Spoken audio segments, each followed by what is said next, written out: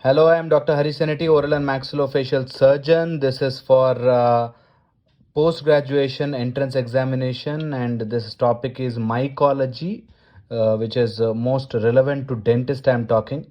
There are so many things in this, but I am only highlighting what is important for your entrance examination, right? So, if you are reading this for theory examination, then this will be little smaller or lesser for your theory examination, but for your competitive examination, I think this is more than enough. Okay, right? Mycology, you can remember any disease with this, you add it as mice, mycosis or something like that, right? Remember this word. Okay, anything related to mycosis, myco, it is related to fungus, right? So the disease is usually mediated by cell mediated immune response, and there will be granuloma formation.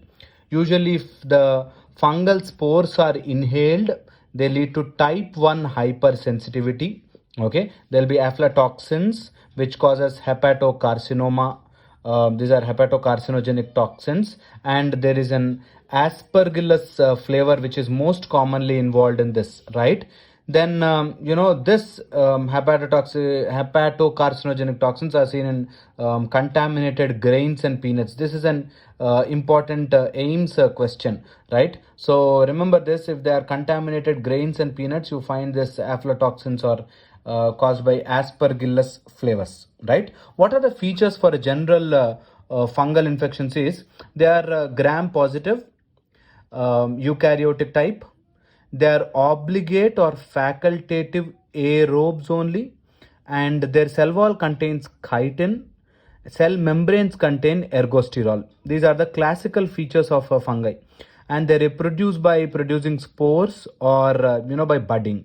They have dimorphic features, that is, they can form molds or yeast. Right? Very very important to understand in mycology is the culture media for any fungal infections. The Sabrods dextrose agar SDA, right? Only this thing.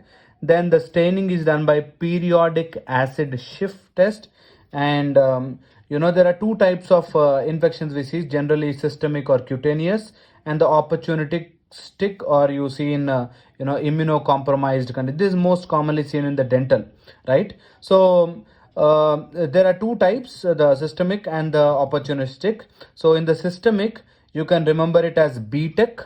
These are the most important systemic cutaneous things are BTEC, that is blastomyces, trichophyton, epidermophyton, C is coccidiosis, and H is for histoplasma capsulatum.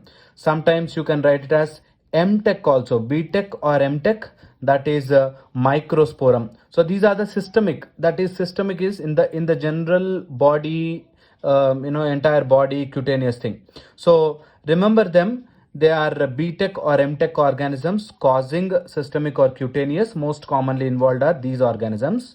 Then sometimes they also cause the respiratory or inhalational pathway also. So remember this BTEC or MTEC, and once you pass BTEC MTEC, you try to buy a car. Remember this car as Kia or MG Hector. So Kia is like you can treat these infections with ketoconazole, itraconazole, or amphotericin B, or sometimes miconazole or griseofulvin, right? So you can remember this, the systemic cutaneous, as BTEC MTEC, and you treat it with Kia or MG Hector or Kia, whatever you want to buy.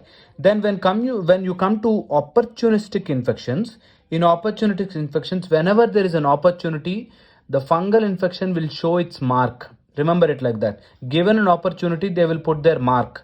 What is mark? Mark is M for mucar, A for aspergillus, R for rhizopus, and C for cryptococcus and candidias, right? So remember, these are all opportunistic. Whenever immunity goes down, these infections goes up. They are normally present everywhere in the oral cavity or in the body, in the mucosal surfaces. But whenever there is an immune suppression, then these things go up. That is opportunistic infections like AIDS, during immunocompromised conditions like AIDS, diabetes, leukemia, organ transplantation, or whenever they are on long term immune suppressors, these infections grow up. Aspergillus, you commonly see in the lungs as fungus ball, aspergilloma or aspergilloma, whatever you want to call. Aspergillus, aspergilloma, fungus ball, they are most commonly seen in the lungs. In the oral cavity, you see under the dentures, you see candida infections, yeast infections. In children, you see oral thrust. Okay, all this leads to all these are related to candida infections. They have yeast like formations or pseudo hyphae which can be scrapable. You can just remove them and you will find reddish spots there, usually seen in diabetic patients, or in the children where there is immune compromised conditions. You see candida infections growing up, and also seen in AIDS, right? Cryptococcus or mucor or rhizopus is most commonly seen in diabetes or leukemia. Why we are learning all this is, as a dentist, when you see the oral cavity, you should also see that there's a human being around the oral cavity, right? Remember, there can be an underlying immunosuppressive condition, can be AIDS, diabetes, leukemia, whatever. So the moment patient comes to you, as a doctor, you have to identify these things. You should have that eye towards identifying these things, right? These are the most important points. And remember this, Kia and MG is the only treatment available for any fungal infections, and there's latest advanced drugs also available, but usually all these things fall under this category, the treatment category. There are some other few medicines available, few drugs available, that like nystatins and things like that, but basically the antifungal treatment runs around these things: amphotericin B, itraconazole, ketoconazole, griseofulvin, and meconazole. Remember it as Kia MG, right? So this is the complete picture of mycology. Any fungal disease will fall under this category. The spores usually go through the respiration and inhalational pathway. This is the overall picture of mycology. If you have any doubts, if you still want anything to be elaborated, you can put it in the comment section and I'll be happy to answer your questions, right? Hope this will help all the PG students for entrance examination. You don't have to again go back and read mycology. Just remember, screenshot this page and remember it. It will be helpful for you.